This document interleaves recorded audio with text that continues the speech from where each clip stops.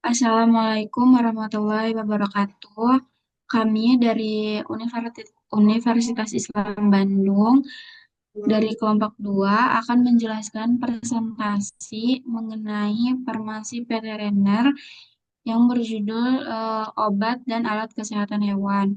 Untuk memenuhi tugas farmasi veteriner, yaitu dosen pengampunya Bapak Apoteker Gita Cahya Eka Dharma, SPAM, MSI.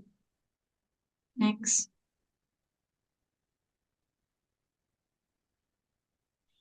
Kemudian ada nama anggotanya yaitu Hilda Manirofi, Hanifah Hidayah, Aulia Salviani, Putri Aulia, dan Ira Kartika. Next. Kemudian ada dalil dari hadis Nabi Muhammad SAW. Hadis riwayat Bukhari dan Muslim. Setiap penyakit ada obatnya. Jika obat itu tepat mengenai penyakit, maka ia akan sembuh dengan izin Allah. HR Muslim nomor 2204. Next.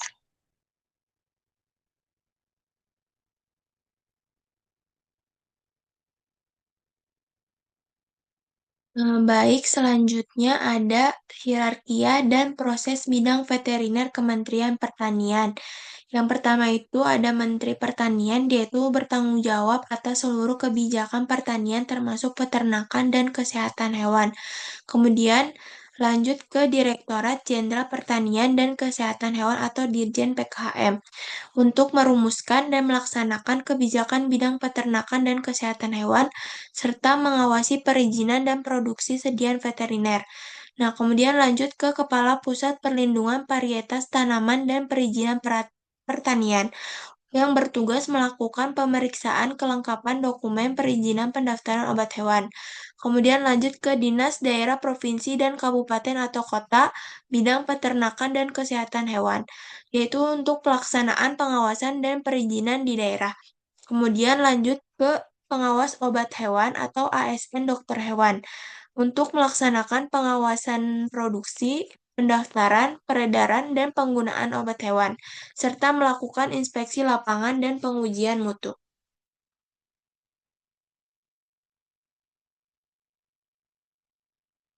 Nah, kemudian ada proses pendaftaran izin edar dan pengawasan sediaan veteriner. Yang pertama itu ada produksi dan penyediaan obat hewan, yaitu produksi dalam negeri atau pemasukan dari luar negeri, serta mengikuti ketentuan CPOHB atau cara pembuatan obat hewan yang baik. Nah, kemudian lanjut ke permohonan pengajuan kajian lapang, yang dimana pelaku usaha mengajukan permohonan kepada Direktur Jenderal melalui Kepala Pusat Perlindungan Varietas Tanaman dan Perizinan Pertanian secara daring dan melampirkan dokumen kelengkapan seperti sertifikat GMP, surat penunjukan produsen, formulir, dan lain-lain. Kemudian dilanjut ke penilaian dokumen teknis, yang dimana Kepala Pusat Perlindungan Varietas Tanaman dan Perizinan Pertanian memeriksa kelengkapan dokumen. Kemudian dokumen yang lengkap diteruskan untuk penilaian oleh tim penilai teknis yang dibentuk Direktur Jenderal. Nah, kemudian dilakukan pelaksanaan kajian lapang yang dimana jika dokumen memenuhi standar, maka direkomendasikan pemasukan obat hewan. Tetapi jika ada ketidaksesuaian, dilakukan pengajian lapang di negara asal produsen, dan tim kaji lapang melakukan audit lapang dan melaporkan hasilnya. Nah, kemudian pemberian rekomendasi dan izin pemasukan. Berdasarkan hasil evaluasi, pejabat berwenang memberikan rekomendasi penerbitan izin pemasukan obat hewan. Nah, kemudian ada pengawasan produksi dan peredaran obat hewan, yang dimana pengawas obat hewan melakukan pengawasan rutin dan insidental. Kemudian melakukan inspeksi lapangan, pemeriksaan administrasi, pengujian keamanan dan mutu, serta pengawas dapat bertindak sebagai penyidik untuk pelanggaran. Nah, selanjutnya itu ada pelaporan dan penegakan sanksi, yang dimana Laporan perkembangan usaha wajib disampaikan secara berkala kepada Dirjen PKH atau Dinas Daerah. Jika ditemukan pelanggaran, dikenai sanksi administratif, mulai dari peringatan hingga pencabutan izin.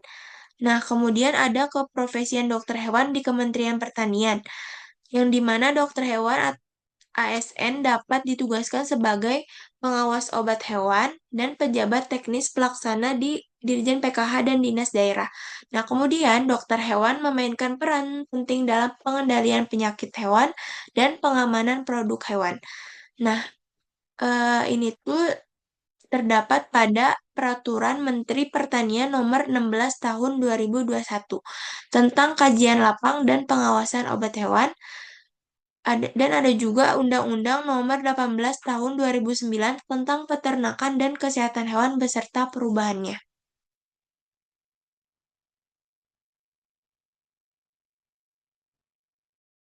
Baik, selanjutnya ada obat hewan dan juga alat kesehatan hewan, di mana obat hewan merupakan sediaan tunggal atau campuran dari bahan-bahan termasuk bahan biologi yang digunakan untuk mencegah, mendiagnosa, menyembuhkan, dan juga memulihkan atau meningkatkan kesehatan hewan, serta untuk meningkatkan produktivitas dan juga reproduksi hewan. Kemudian klasifikasi obat hewan.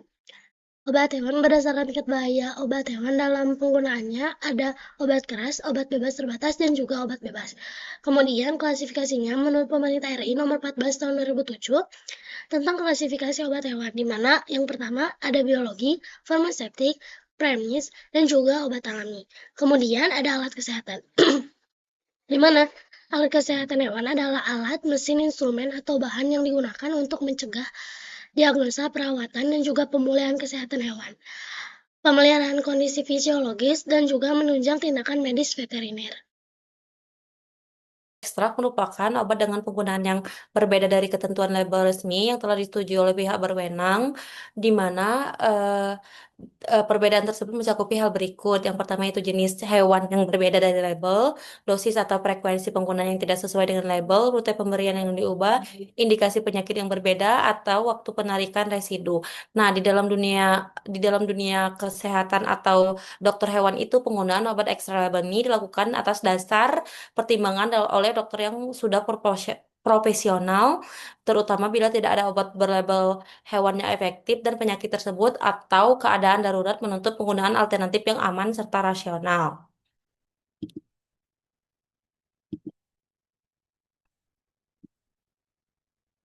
Selanjutnya ada obat ekstrak label yang lazim digunakan di Indonesia yaitu contohnya sebagai berikut. Ada golongan antibiotik beta laktam itu tuh contohnya amoksisilin, ampicillin serta ceftriaxone. Nah, tujuan pemberian obat ini tuh untuk mengatasi infeksi bakteri unggas, sapi atau binatang lainnya. Selanjutnya ada tetrasiklin, di mana tetrasiklin tuh contohnya doxycycline sama oxtetracycline. Nah, fungsi dari pemberian obat ini tuh untuk mengatasi infeksi saluran pernapasan dan pencernaan. Selanjutnya ada makrolida, di mana makrolida ini contohnya azitromisin. Fungsi dari azitromisin ini dia untuk mengobati infeksi kulit pada jaringan yang lunak. Terus ada fluoroquinolone, contohnya ciprofloxacin, dia untuk mengobati infeksi saluran kemih serta respirasi. Selanjutnya ada antiinflamasi dan non steroid, di mana contohnya eh, Carprofen itu tuh digunakan untuk mengurangi rasa nyeri dan inflamasi pada hewan. Selanjutnya ada kortikosteroid, contohnya dexamethasone sama prednisolon, di mana dexa serta prednisolon ini dia untuk mengatasi alergi, shock, serta peradangan yang berat. Selanjutnya ada antiparasit. Adapun contoh dari antiparasit ini yaitu albendazole, di mana albendazole ini digunakan untuk mengeluarkan cacing yang ada di tubuh hewan tersebut. Selanjutnya ada vitamin maupun suplemen, itu tuh contohnya vitamin B kompleks, di mana vitamin ini untuk menambah stamina si hewan. Selanjutnya ada obat anestesi atau sedatif. Contohnya ada ketamin sama zalazin, di mana obat ini tuh berfungsi untuk sebagai efek sedasi atau anestesi saat tindakan bedah. Selanjutnya ada histamin sama anti alergi, di mana contohnya itu difendramin itu tuh untuk mengatasi si reaksi alergi serta gatal-gatal. Berikut daftar obat ekstrak label yang dilarang di Indonesia. Contohnya golongan chloramphenicol. eh, Alasan kenapa dia dilarang karena dia dapat menyebabkan risiko aplastik anemia pada manusia maupun hewan. Selanjutnya ada nitrofurans, itu tuh contoh obatnya seperti furosilodon, nitrofulazon, itu tuh kenapa dilarang karena dia bisa bersifat kasinogenik.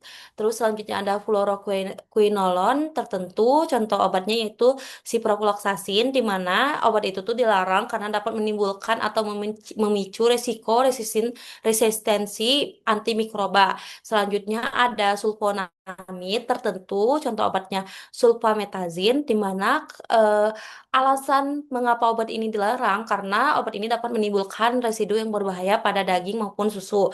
Selanjutnya ada beta agonis. Contoh dari beta agonis ini yaitu clenbuterol, di mana alasan pencegahan atau larangan obat ini digunakan yaitu karena obat salbuterol ini dapat menyebabkan residu yang toksik dan penyalahgunaan karena adanya pembesaran otot pada hewan. Yul.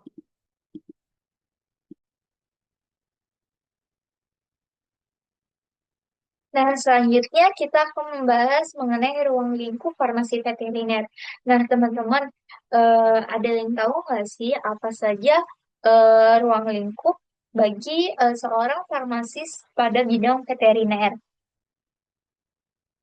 Nah, yang mana yang dapat kita ketahui, farmasi veteriner itu kan salah satu cabang ilmu farmasi yang berfungsi untuk mempelajari obat, alat atau sediaan yang dipergunakan untuk hewan-hewan itu sendiri. Yang mana dia itu berfungsi untuk menjaga kesehatan hewan atau seperti menjaga vitamin dan nutrisi hewan dan mengobati penyakit serta menjaga regulasi pada fisiologis hewan tersebut. Nah, untuk peranan farmasis dalam dunia veteriner itu dibagi menjadi lima bidang, yang gitu, yang mana pertama produksi dan pengawasan mutu, yang kedua pelayanan dan konsultasi, yang ketiga yaitu pengendalian dan regulasi, yang keempat riset dan pengembangan, dan yang terakhir yaitu etika dan falsafah pengobatan. Nah, untuk poin yang pertama yaitu mengenai produksi dan pengawasan mutu, dia itu berfungsi untuk menjamin mutu, keamanan, dan efektivitas suatu obat hewan yang dimulai dari formulasi hingga didistribusikan. Yang mana dia itu juga berfungsi untuk memantau perkembangan sediaan sesuai dengan jenis hewan dan melakukan uji mutu bahan obat untuk hewan.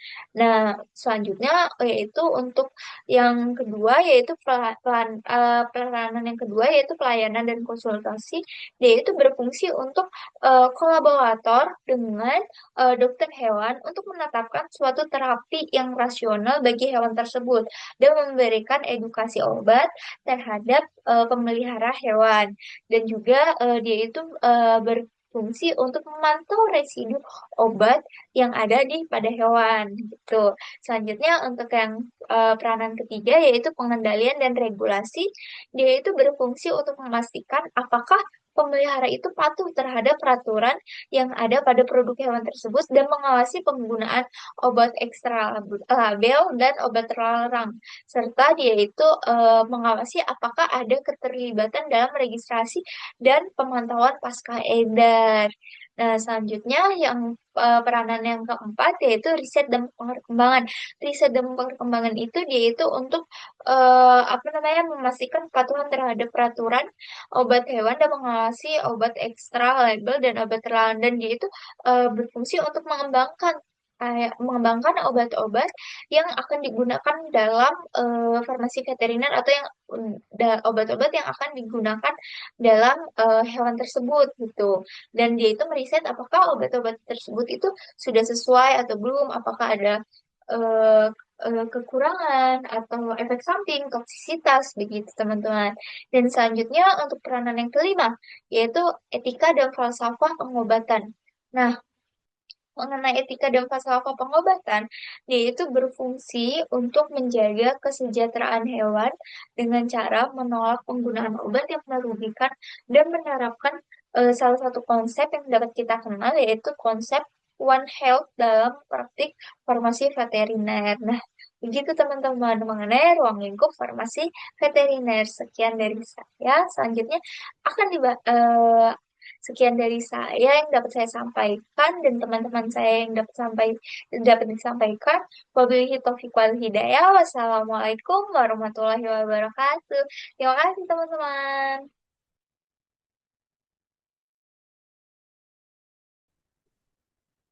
Mungkin itu saja presentasi dari kelompok kami. Mohon maaf apabila masih banyak kekurangan.